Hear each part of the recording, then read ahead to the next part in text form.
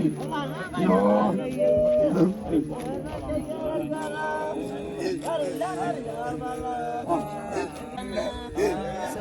welcome everyone. Today we have a very special guest from Kenya. His name is Eric, and he belongs to the Maasai tribe. Today, Eric is living together with his wife, and they are managing a camp in the southern part of the country. And today we would like to speak with Eric about the Maasai people. Eric, thank you very much for joining us today. Thank you. We really appreciate you take the time for doing this together with us today. So I already introduced a bit yourself, but if you want to say something more about you, please do, especially connected with where you come from, like your tribe, your people. All right. Thank you so much, Rubina. My name is Eric Ole Kalama. I come from southern part of Kenya, and next to Kilimanjaro, Mount Kilimanjaro, which is the highest mountain in Africa and the only freestanding in the whole world. I'm a Maasai from Kenya. You know, we have Maasais in Kajiado, which is in southern part of Kenya, Maasai Mara, which is more to the west, and Samburu, way to the north. But me, I'm from Amboseli ecosystem area, where you will see elephants, because we have got quite a number of elephants, which are very friendly. And that is what I do for life. So the community that lives around here is the Maasai community, which is my community. And we have a big number of villages around of Maasai. As everybody knows, Amboseli National Park, it's part of the Maasai land, but it was taken by the government for conservation, to conserve the wildlife, because we have got lots of wildlife here. But the animals still roam around the Maasai country, because our land is free at the moment.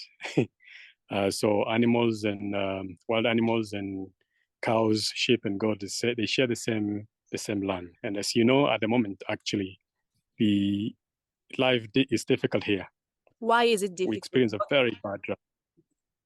Because we are going through a very bad drought, very long drought. We didn't receive any rain this year. So lots of animals, not only Maasai cows, sheep, and goats that are affected, but also the wildlife. We lost we are going to up to 70% of animals died due to the drought. And as well, the community is affected because my community relies on the cows, sheep, and goats. And now you can't even sell it to a market to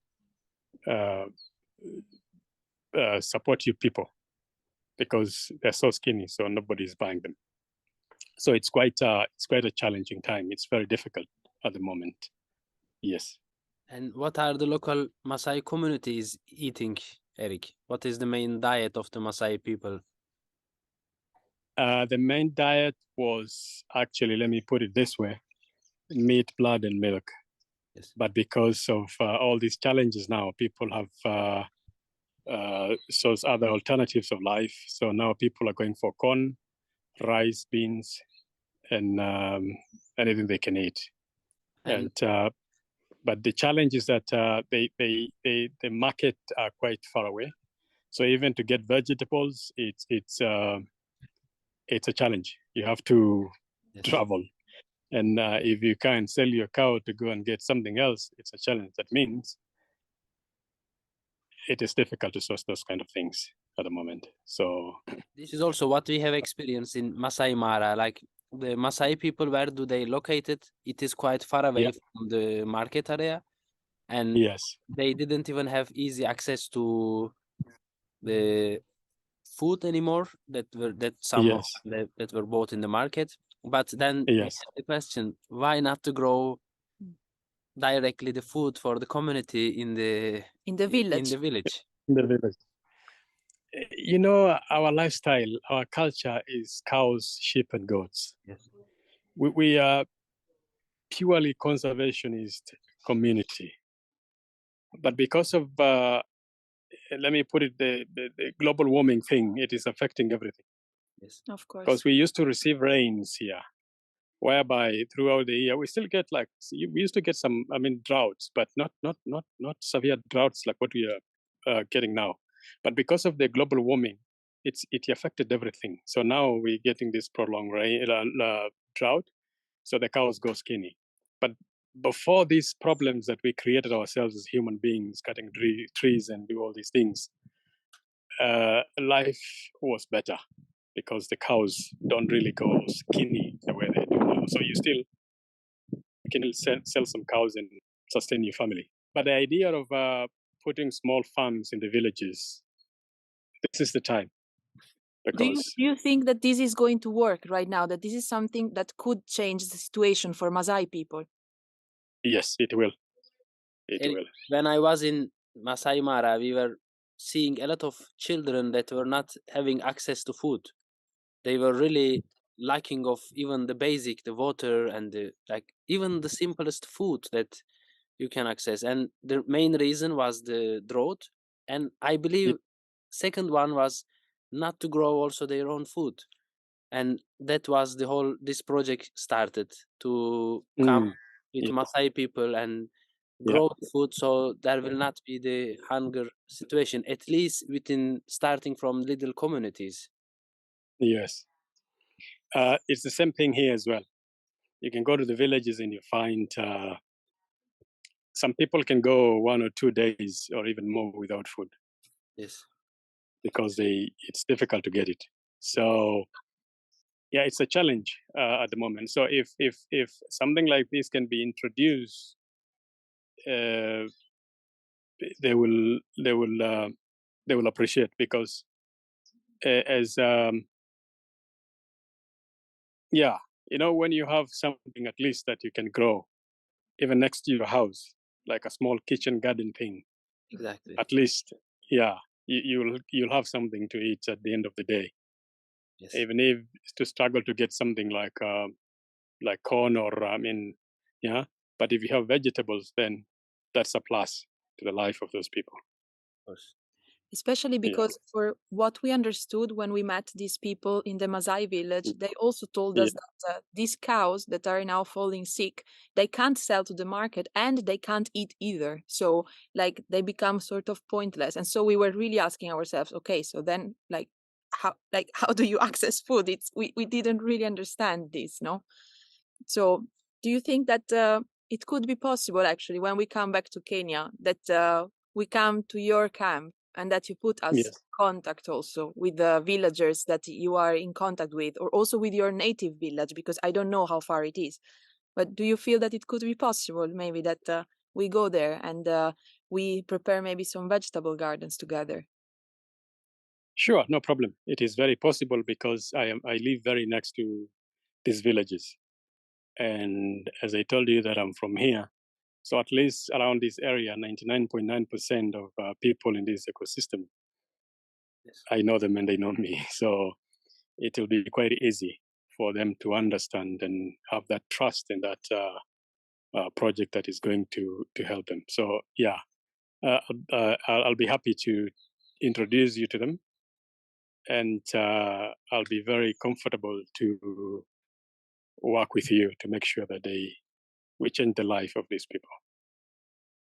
Thank you, Eric. Thank you, Eric. They are very beautiful words, and we appreciate this a lot, really. Because really what we saw when we went to the Maasai village really touched us very deeply.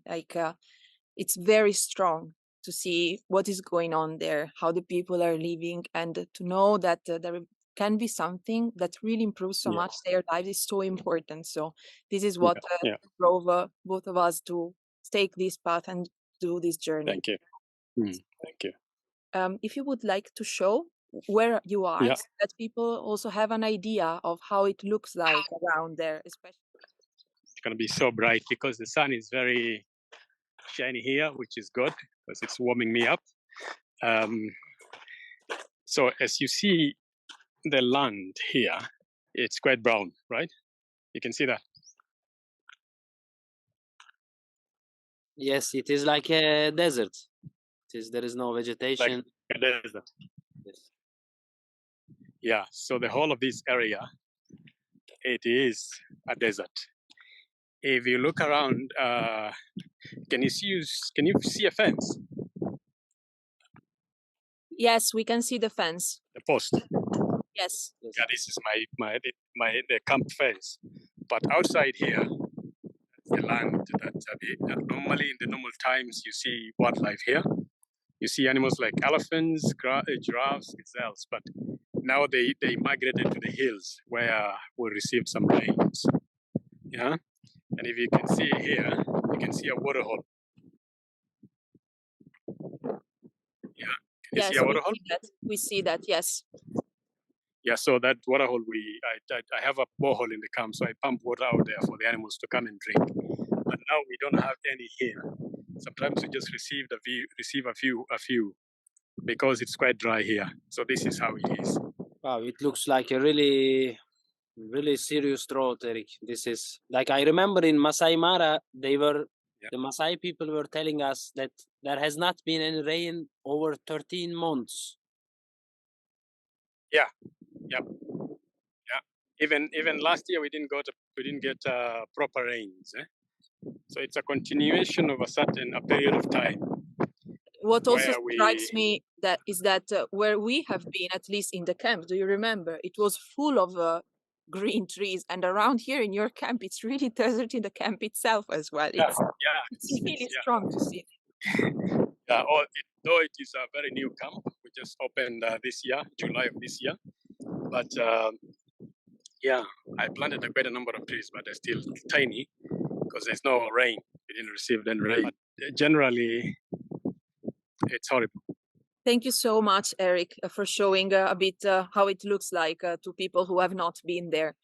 Soon we will be there, and I am very happy that we can do these things together and establish vegetable gardens for your community, for Maasai people in such a difficult climate, like in the desert. We can sow seeds to the desert together and grow food for the children and for everyone in the village.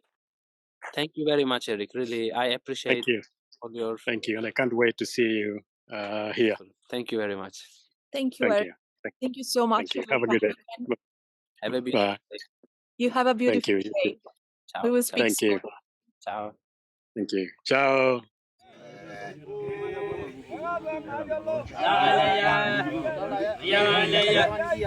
Yes.